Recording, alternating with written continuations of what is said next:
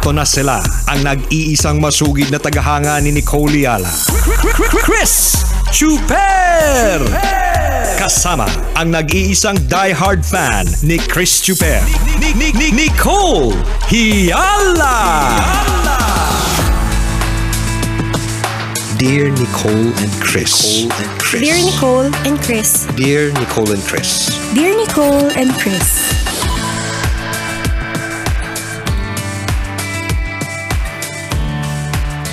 Wala ka ba? Ba't wala ka mic? Wala ako madinig. Wala. Tulong. Wala lang mic. Mag-sign language ka na lang daw muna. Ayun. Hello.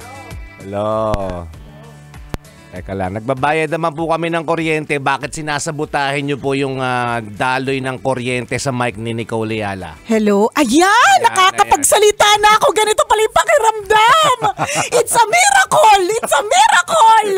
Nakakaloka! Yan. Buti na lang. Akala ko, katapusan na ng mundo mo. Mundo mo.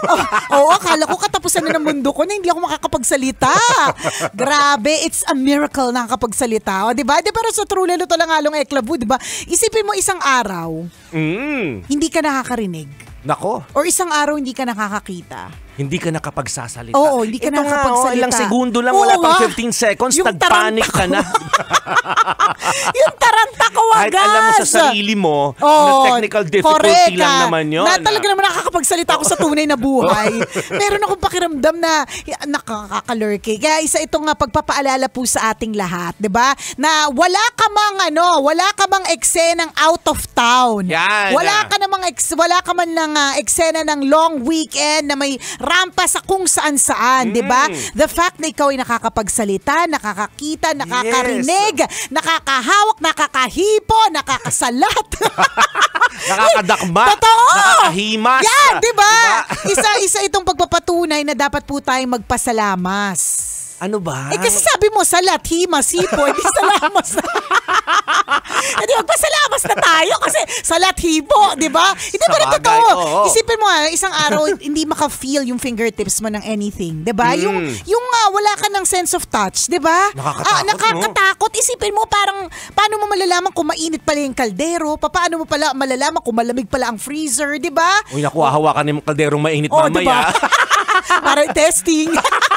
Kung may pakiramdam pa o wala na. May mga ibang tao na may mga ganyang klaseng condition na walang pakiramdam yung mga parte-parte ng kanilang mga katawan.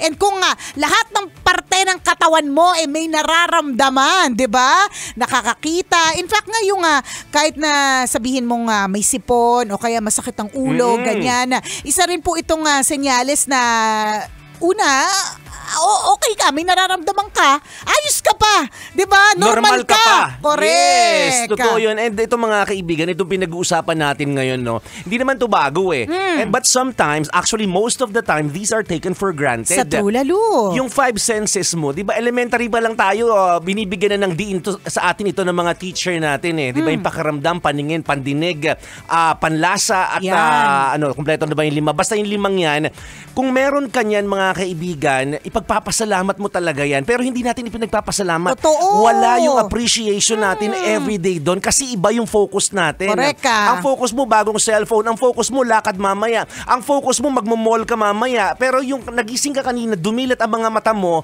at may nakita ka pa, humihinga ka pa, may nararamdaman ka pa, ipinagpasalamat mo ba yun? Hindi, diba? Nagtampo ka pa nga, galit ka pa nga. Mainit ba yan? Pa nga ang ulo mo Sira na kasi yung cellphone ko. Ay, ano ba yan? Hindi matutuloy yung lakad namin. Ay, ano ba yan? Buti pa sila may long weekend. Ako wala. Di ba yun yung focus mo? Teka lang, tumatalsik yung laway ko. At least tumatalsik ang laway mo, partner. Kasi iba yung tumatalsik. Correct. Kesa naman sa tuwing nagsasalita kang tumatalsik sa'yo, ihi, di ba? So, normal ka pa, partner. I'm so happy may laway na tumatalsik mula sa bibig mo. Di ba? Hindi, pero totoo madami mga mga bagay na inirereklamo tayo pero nakakalimutan natin na maraming mga bagay na dapat din nating ipagpasalamat. Diba? Totoo yun. Yung sinasabi nating contentment mga kaibigan na kung alam mo yung talagang kahulugan niya, minsan hindi natin iniintindi yung salitang yun eh. Yung contentment. Kapag alam mo yan at ina-apply mo sa sarili mong buhay araw-araw, ma-realize mo you are so blessed. Correct ka. Diba? Kasi hindi ka naghahangad ng so much more. Kontento ka kung anong meron ka ngayon. Ayos ka ngayon. Yes, masaya ka. Oo, at hindi natin sinasabi na mawalan ka ng pangarap ha. Hindi naman, hindi ganon. Hindi sa ganon. Kaya lang kasi ang sinasabi lang natin, siguro ngayon, kung halimbawa, hindi pa man talaga totally natupad ang iyong mga pangarap, yung pangarap mong malaking bahay, maayos na bakasyon kapag ganitong long weekend, ganyan. Normal, tao ka lang naman na paminsan-minsan nag-iisip bakit sila meron, ikaw wala. Pero kung lagi mong habit, yung tingin ng tingin sa blessings ng iba at nakakalimutan ng blessings sa sarili mong blessings, hindi ka talaga magiging masaya. Hindi ka talaga magiging happy kasi wala ka nakitang kagandahan sa sa paligid mo, sa sarili mo, kasi paano? Tingin ka ng tingin sa iba. Katumbas ng salitang contentment, mga kaibigan, ang salitang appreciation. Kasi kung marunong ka makontento, ibig sabihin nun, marunong ka maka-appreciate. Ayan. Alam niyo po kaya namin sinasabi agad ito kasi para ma-practice na po natin. Maganda yan. Magandang habit na dinidevelop ito. Correct ka. Kasi kapag hindi natin namamalayan na, di ba sabi ni partner, magandang habit na dinevelop ito. Totoo yun. Magandang habit yung appreciation, gratitude, pagpapasalamat, di ba? Pero may mga iba, madami sa atin, di ba? Hindi naman din kami maglilinis ng maghuhugas kamay, di ba? Marami sa atin na nagiging habit yung maling habit. Diba?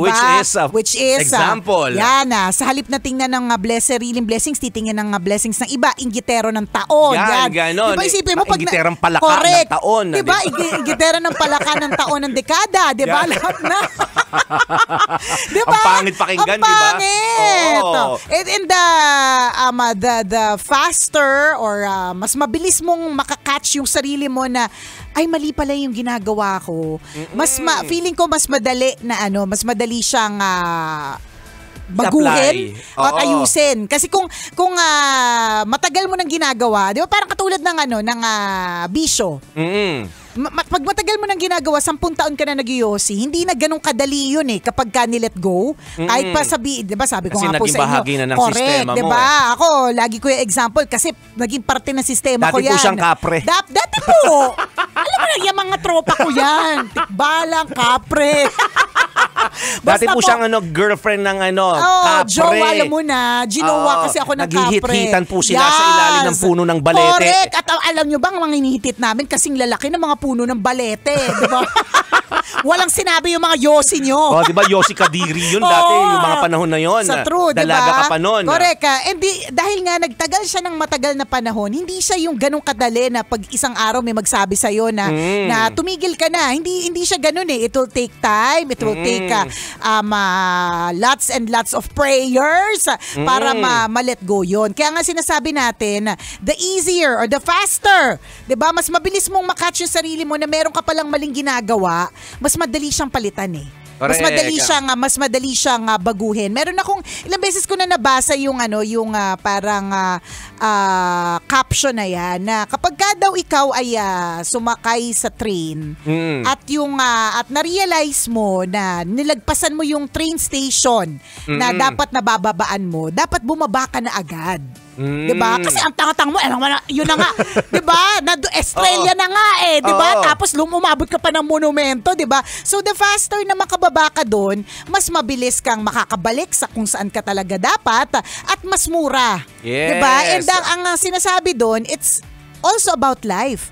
The faster na mas mabilis mong nalaman na mali pala itong pinasukang ko relasyon, mali pala itong pinasok kong habit, diba? Mas madali siyang i-overcome. Correct. Versus yung alam mo na ngang lumagpas ka na nga ng train station o alam mo na ngang mali ang relasyon na yan, alam mo na ngang kabit ka dyan, alam mo na nga it's complicated, nagsistay ka pa rin. Tama. In other Maraming words, ganyan kung alam mong mali yung sitwasyon mo ngayon, wag mo nang patagalin. Ayan tayo. eh. Agapan mo na. Sa true. Diba? Kasi kapag ka mas matagal, mas mahirap na siyang agapan dahil tutubuan na ng mga Ugat na ugat yan. Diba yung sinasabi natin, umpisahan natin, galis. Oh, galis, oo. From train to galis, Galis, sige, mas maraming relate tayo sa galis. Go. Kasi at some point, lahat tayo galisin ng mga maliit tayo, ng mga Yan. bata tayo. Nag-umpisa lang yan sa kamot eh. Yan. Di ba namula? Tapos nagkasugat, natuklap yung balat. Correct. Di ba? Yung maliit na galis na yun, hinayaan mo, hindi mo inagapang gamutin. Ayan. Ano nangyari? Di kumalat yung galis. Bakit alam namin? Dami namin galis na kumalat. Diba? Kasi di namin agad ginamot. Inagapan. Hanggang sa lumala na yung sakit, yung galis kumalat sa buong katawan, fungi. Sa true. Alam din namin yan. An-an. Buni. Hadhad. Pigsa. Yan, lahat ng mga sakit sa balata. Yan. Naramdaman namin yan.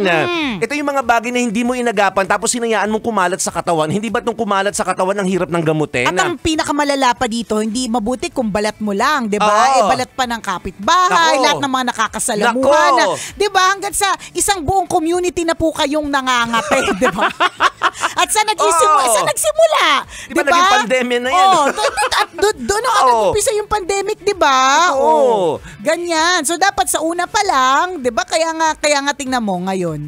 Yun naman yung natutunan natin kapag pandemya eh. Kaya nga tingnan mo yung because of yung sinasabi nilang pagkalat ng monkeypox. Hindi ba't marami na ngayon yung mas careful, mas agad na wag papasukin yan or wag pumunta sa ganitong lugar, ganun. Agapan na agad kaysa kumalat. Ganun. Tama. So ganun din sa masamang ugali.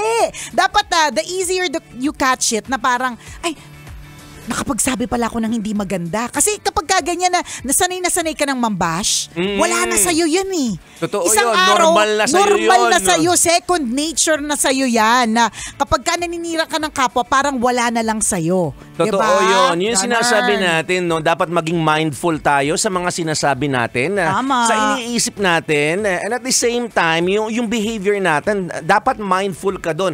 Kasi kapag hindi ka aware, matatrap ka doon. Lulubog ka doon. Yung sinabi ni Nicole Yala na example kanina, yung nagyoyosi siya, hindi siya mindful doon eh. Kasi Correct. ang akala niya, cool yun. Kala ko nakakamayaman eh. Akala niya sikat siya doon. Oo. May ganun tayo na thinking, cool ako dito. Yossi ako, may dami pa akong Yossi. Gusto nyo? Yan. Hindi pa tayo. Hit pa tayo. Diba? Paano? Jumowa ng kapre. Diba? So feeling ko cool yun. Diba? Ayun eh. Kung nauna pa lang naisip kong it's so uncool, 'di ba? Yes. Hindi mali yung thinking ko eh. Para sa akin cool yung mga nag-yosi Hindi ka aware, dati. hindi ka mindful. Correct, hindi ako mindful eh. Yosi ka lang, hit ka lang ng hit. Yung pala, ang sama na pala ng epekto sa katawan, 'di ba? Tama. Ang nakakadilaw pala ito ng mga daliri ng kamay, ang lakas pala ng kapit sa buhok, 'di Iba ba? pala yung amoy. Correct. Ganun. Diba? What more yung mga bisyo pa na mas mahirap tanggalin o yung mga maling habit na dinidevelop mo. Diba? Yung pangangabit, diba? Yung pagbabayad ng hindi pagbabayad ng utang. Yan. Diba? Nag-uumpis yan dun eh. Correct, ng panloloko ng kapwa. Hanggang sa hindi mo alam, scammer ka na pala. Correct, totoo, 'di ba? Oo. Yung pagchichismis kakasabi lang sa na huwag sasabihin, 'di ba? Nako. Tapos sinabi mo sa iba, yung ganyan ba? Pero alam niyo po mga kabisyo, minsan hindi din natin alam eh. Kaya dapat din merong magsasabi sa atin. At kapag kami nagsabi sa atin, huwag po tayong tayo pa yung galit. Minsan kasi ganyan tayo, criticize tayo, kinorek tayo dun sa mali nating ginagawa, 'di ba? Tayo pa yung galit, tayo pa yung defensive. Hindi Yan, na lang nako. tanggapin. Hindi na lang tanggapin na o nga no, may mali pala. Oo nga no, may kailangan palang baguhin. Totoo may yun. kailangan palang Ayun nga pala, no, galisin na pala talaga ako. Hindi ko pa correct. alam. Oo, totoo. May nagsabi na At sa sabihin akin. sa'yo, grabe yung balat mo, no? Galisin ka, dami mong benchingko. So, Yung 80s. grabe yung balat mo, no? Hindi natubuan ng tigyawat, wala ng space, 'di ba? Di ba hahayaan mo pa ba? Totoo na umabot yun. ka doon. Diba yung mga halimbawa na hindi mo alam na palamura ka, expression mo na yun eh. Correct. Diba yung mga malulutong na mura, until sabihin sa iyo ng ibang tao, "Huy, alam mo ba, ang pangit mong magsalita." Yan. Kasi puro mura yung lumalabas sa bibig mo. Nung una akala mo cool. Correct ka. Akala mo sikat ka pag nagmumura ka. 'Di ba? Akala mo in ka sa tropa mo. Pero hindi mo alam ang pangit pakinggan ng mga sinasabi mo. At hindi mo malalaman 'yon hangga't hindi sinasabi sa iyo ng ibang tao. Correct. At kapag ulitin natin kapag may ibang tao na nagsabi sa iyo, 'di ba? Mag-ano ka rin, mag-self-check. Yes. Kasi maaaring totoo, maaaring hindi.